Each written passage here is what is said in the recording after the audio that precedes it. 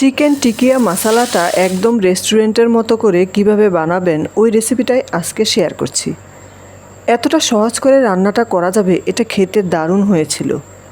এর জন্য এখানে আমি মুরগির বুকের মাংস নিয়েছি। এখানে আমি যে পরিমাণ মাংস নিয়েছি তা প্রায় 400 গ্রাম হবে। 1 চা চামচ দিলাম রসুন বাটা ও 1 চা চামচ আদা বাটা। স্বাদ মতো দিচ্ছি লবণ।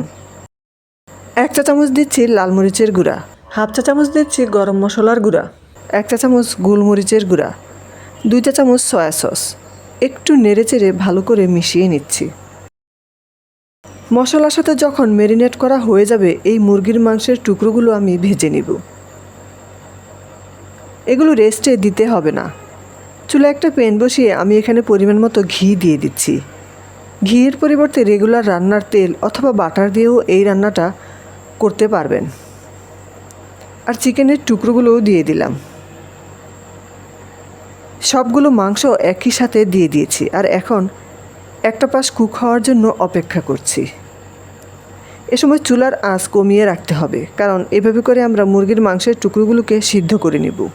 একটা পাশ হয়ে গিয়েছে আর এখন এটাকে আমি উল্টে দিচ্ছি।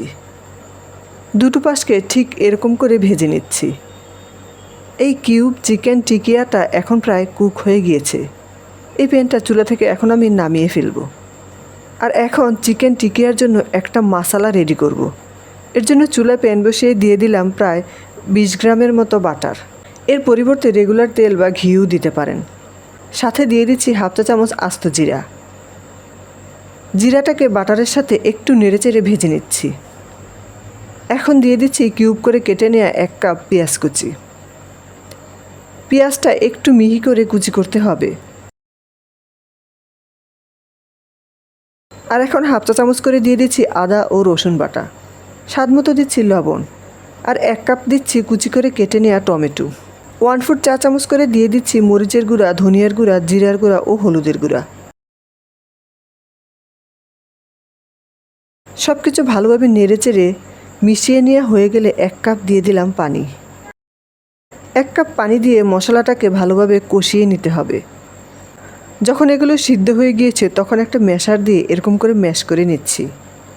চাইলে এই পর্যায়ে এই মিশ্রণটাকে চুলা থেকে নামিয়ে ঠান্ডা করে ব্লেন্ড করে নিতে পারেন। তবে এভাবে করেও রান্না করা যায়। এখন দিয়ে দিচ্ছি আগে থেকে ভেজে নেওয়া চিকেন টিকিয়া। দুটো দিচ্ছি কাঁচামরিচ কুচি।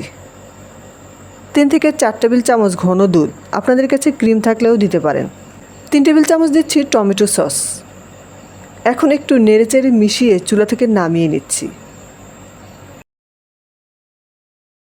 এখন আমি একটা পরোটা ভেজে নেব। ফ্রিজে সংরক্ষণ করা পরোটার সাথে সার্ভ করার পর খেতে দারুণ হয়েছে।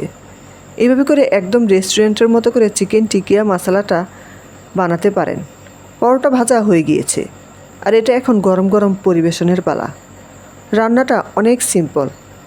এই রেসিপিতে একবার রান্না করলে বুঝতে পারবেন এটার স্বাদ কতটা। সহজ রেসিপি ভালো লাগলে পেজে ফলো করে রাখবেন আর চ্যানেল সাবস্ক্রাইব করবেন। সবাইকে ধন্যবাদ জানিয়ে আজকে এখানেই বিদায় নিচ্ছি। আল্লাহ হাফেজ।